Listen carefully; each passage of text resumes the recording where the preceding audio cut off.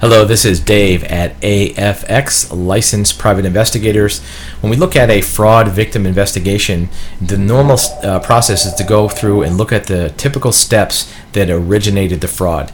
In the case of a financial fraud, it might have been a Ponzi scheme, some type of theft, a misrepresentation of an asset, a business scam, even consumer fraud. All goes through 4 stages. The fraudster starts by establishing trust with you as a potential victim. That trust process might take months, it might take years to establish trust with you in order to get their confidence, and that's why it's called a con game, a confidence game, with you as a potential victim. Once the trust is established, they're going to find some scheme or some mechanism to take your cash assets and put them at risk. It may be an investment that you're putting money into.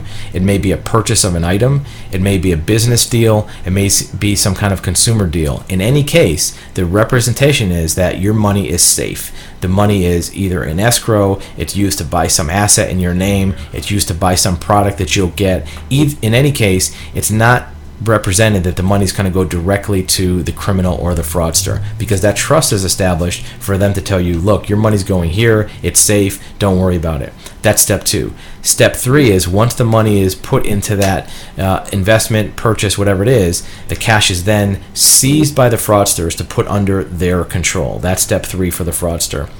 There may even be intermediate steps for them to get more money. They get some money under their control, and then they'll ask you for more investment, more purchases. Once they get the amount that they want put up front, they're going to seize it in their control. That's step 3 for the fraudster.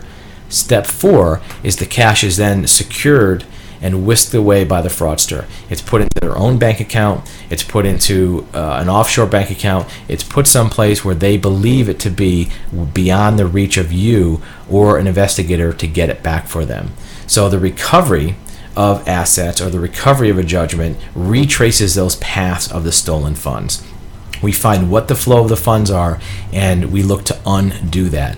One of the things that's really good news for you as a victim is that most fraudsters use very basic means of hiding and obscuring assets. The means that we use to discover assets are used by the federal government to find money hidden by really highly advanced narcotics traffickers that have to hide tens of millions of dollars as part of their everyday life. So when a fraudster tries to hide 15, 20, 100,000, even $1 million, they won't have access to all these advanced tools that the narcotics traffickers have. So there's going to be a footprint. There's going to be a paper trail of where this money went, and every activity, every movement of money creates a record, and that's what we do to track that down to see where the money went and then to extract it back through that same path or just to grab it directly. The investigation is what gets the assets returned. In many cases, that investigation also develops information for the prosecution of that person and preventing it from happening again. This all can be done covertly. It can all be done without making public notice of it. The important thing is to identify those 4 stages of the fraud, and we can look at when those happen, and we can backtrack it. In most cases, the fraudsters are creatures of habit. They do the same thing every time, so we can find out exactly where the money went and then work with you or your legal representative to get that money back, get that asset back under your control. We don't look at it as collection. We look at it as this is your money. It just temporarily happens to be located somewhere else in somebody else's hands, and we're going to seize it back and forfeit it back to you as the rightful legal owner. If you have any questions, you can reach us at afxsearch.com. That's our website for our licensed investigative agency, and we work a great deal with fraud victims of Ponzi schemes and other types of financial fraud.